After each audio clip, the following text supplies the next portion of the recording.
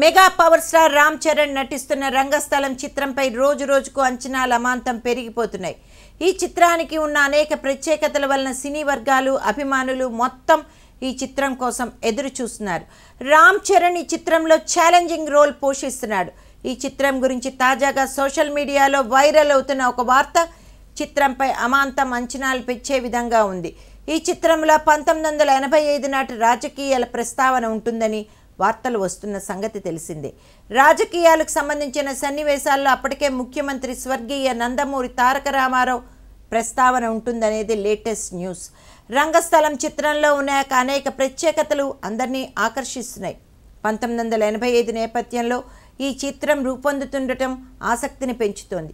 1985 గోదావరి తీర ప్రాంతంలోని ఒక పల్లెటూరి కథగా సుకుమార్ ఈ చిత్రాన్ని తెరకెక్కిస్తున్నారు.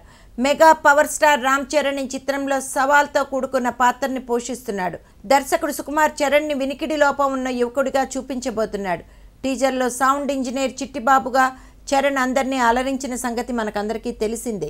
సమంత ఈ చిత్రంలో హీరోయిన్గా పేదంటి పిల్లగా కనిపించబోతోంది. రామలక్ష్మిగా టీజర్లో సమంత ఆకట్టుకుంది.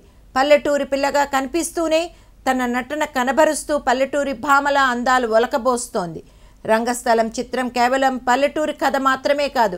ఈ చిత్రంలో 1985 నాటి రాజకీయ పరిస్థితులను చూపించబోతున్నట్లు తెలుస్తోంది.